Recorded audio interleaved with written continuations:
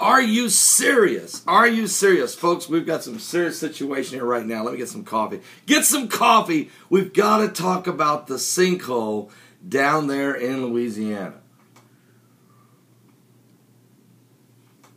We really do. And matter of fact, let me read to you a report coming out of WorldNet Daily.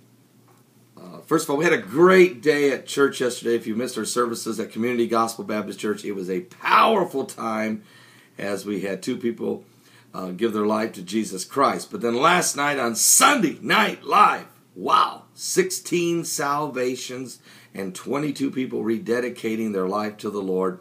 An unbelievable, powerful time. We stayed, matter of fact, the people in attendance was unreal.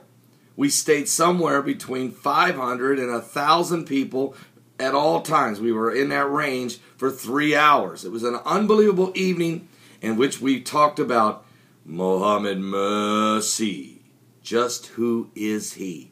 So, wow. You might want to go back, if you want to go Blog Talk Radio, to the archive of last night's show. The first 2 hours was on, and it was filled with information. I also did some preaching on your faith is a fact. Your faith has to become a fact. So it's all in there. I think you'll enjoy it. Let's talk, though, for a moment what's going on right now in Louisiana.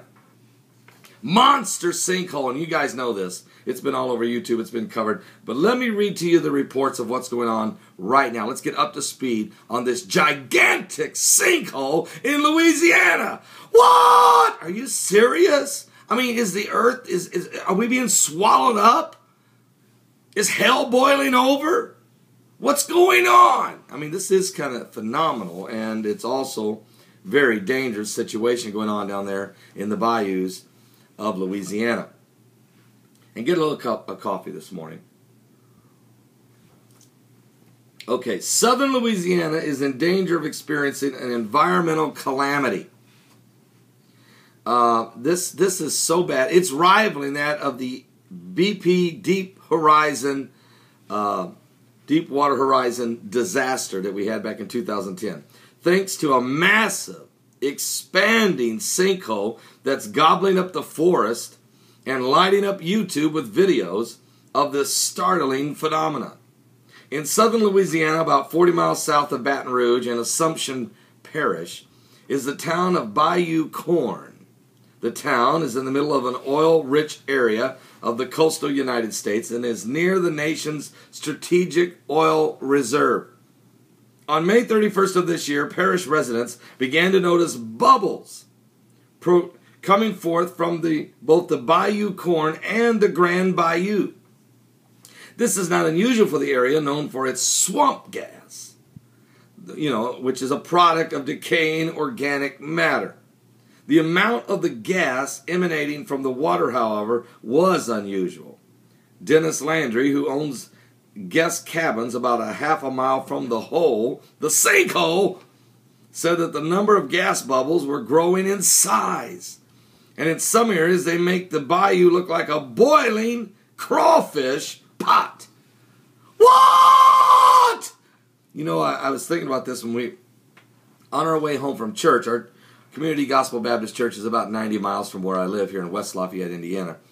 But as we were driving home yesterday, we took a different route just to get a little bit different scene, a road that kind of windy and travels along what's called the Tippecanoe River. And on our way, we go past a brand new landfill. This landfill's, well, it's not brand new. I mean, it's been there like maybe 10 years, okay? And it's huge, but the gases, you started smelling it. About a mile away, we could smell what smelled like natural gas leak. I mean, at first the reaction was, is there a gas leak here? It was a strong smell of natural gas, or it smelled that way.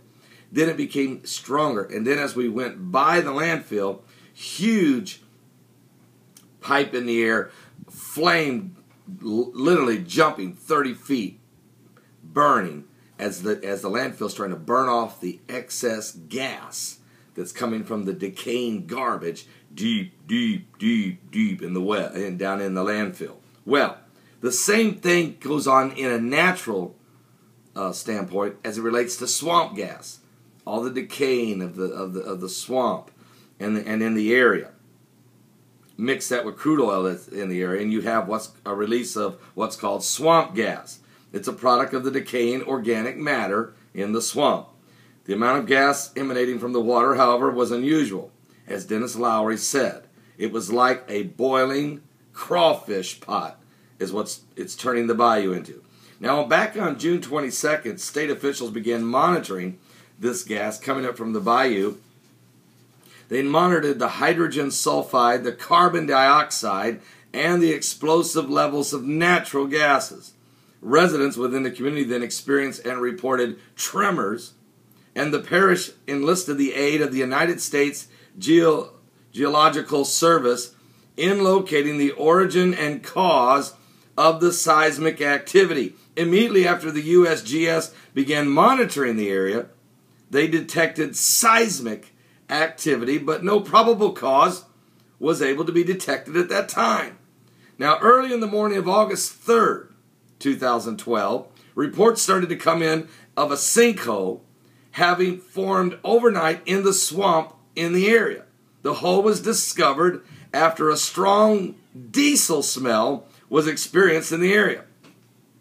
John Boudreau, the director of Office of Homeland Security in Assumption Parish, stated that the initial measurements of the sinkhole were 324 feet in diameter and 422 feet deep. Are you serious? Overnight? A sinkhole that big? What? It's almost like the ground just swallowed up in the sin of Korah when they came against Moses. Well, anyway, this sinkhole swallowed up 100 feet tall trees. The most current reported estimate suggested it has grown. Get this, folks. 6 acres. The hole is the size of 6 acres. 6 acres. Are you serious? Now, scientists believe that the Texas brine salt cavern inside the Napoleonville Dome near Bayou Corn has failed and initiated a chain of events that created the sinkhole and released methane and crude oil into the area. Area residents were evacuated from the area, fearing a toxic gas release and possible explosion. This thing could blow sky high.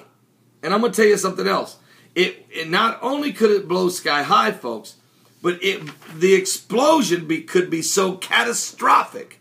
It literally could create a massive earthquake. So not only are we talking about an explosion so powerful, so just people with the percussion of it would kill people that are in the area. That's why these folks had to be evacuated.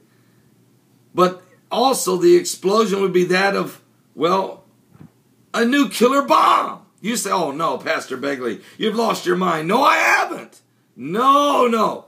And there's some folks here on YouTube have been following this very close. I haven't been. I've been watching it from a distance, but not putting it into the biblical prophecy perspective until now, because its size, its enormity, and the fact that it could create an explosion so large that it would set off potentially the new Madrid fault line, which then could leave 2 million people dead in the greatest catastrophe in the history of America. So this is why I'm bringing it in, because Jesus said in the last days there will be wars and rumors of wars, and nation would rise against nation, and kingdom against kingdoms, and there would be famines and pestilence and earthquakes in divers places, and all of these are the beginning of sorrows. So we're going to see natural disasters, wars, signs in the sun, the moon, the stars, different types of events. We already know the Hosea prophecies in play. We already know that 8 different major bodies of water, lakes, rivers, or rain has turned blood red in the last 18 months. Now, keep an eye on this sinkhole. And I know what's going on in Israel. So keep an eye on the sinkhole and ask yourself a question. Are you saved? Have you given your life to Christ? Because something biblical is going on with the signs of the second coming of the Lord. And if you'd like to be saved, like those that were saved last night, 16 of them, send me a personal email and title it, I want to be saved, I want to be saved, I want to be saved.